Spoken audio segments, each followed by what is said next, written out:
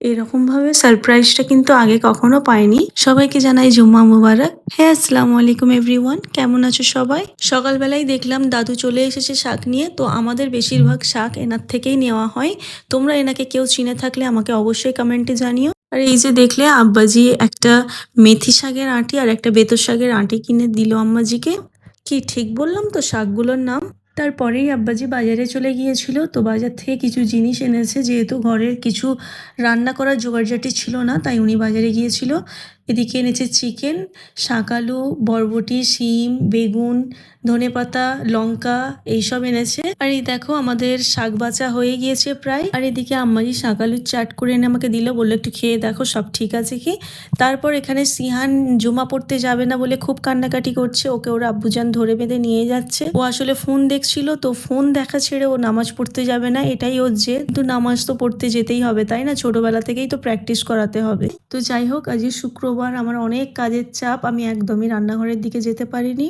তারপর কাজ থেকে উঠে অনেকটা বেলাতে আব্বাজির কিছু শার্ট ছিল আর আমার হাজবেন্ডের কিছু জামা কাপড় ছিল, ওগুলোই ধুতে চলে গিয়েছিলাম। নতুন জামা, ওগুলো আমি দিদিকে কাচতে দিই না। প্রচণ্ড রোদের তাপ। আর এই যে দেখতে পাচ্ছ এই ভিডিওটা, এটা আম্মাজি রেকর্ড করে দিয়েছে, কারণ আমি উপরে ট্রাইপড স্ট্যান্ড নিয়ে যেতে ভুলে গিয়েছিলাম। তারপরে নিচে থেকে আওয়াজ পাচ্ছি যে ওরা এসে গিয়েছে। সিহান জোরে জোরে সালাম দিচ্ছে, আমি এসে গিয়েছি, তো ওরই সালামের উত্তর দিচ্ছিলাম। তারপর আমার হাজব্যান্ড এসে ডাকলো যে তোমার জন্য একটা জিনিস আছে, আসো দেখবে আসো। তো এই যে সারপ্রাইজটা দিল আমার ভীষণ ভালো লাগলো। মসজিদ থেকে সিন্নি এনেছিল, আগে কখনো এরকমভাবে আনেনি, এই প্রথম আনলো। তো ওটাই সবাই মিলে একটু খেয়ে নিচ্ছিলাম। তো ইয়ার্কি করে ওনাকে এটাই বলছিলাম যে তুমি আবার এত হঠাৎ চেঞ্জ হয়ে গেলে কি করে। জানি তোমাদের হাজব্যান্ডরা অনেক সারপ্রাইজেস দেয় তোমাদের, কিন্তু আমার হাজব্যান্ড একদমই দেয় না। কিন্তু তার মানে এই না যে সারপ্রাইজ দিলেই খুব ভালোবাসে বা সারপ্রাইজ না দিলে একদমই কেয়ার বা ভালোবাসে না, এরকম না। তবে হ্যাঁ, সবাই তো আর সমান হয় না, তাই না?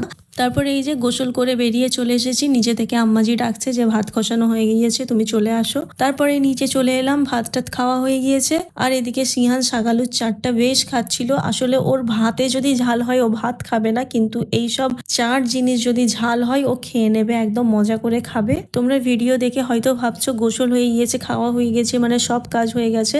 না, তেমনটা না। দেখো আমি তোমাদের কন্ডিশনটা দেখাচ্ছি।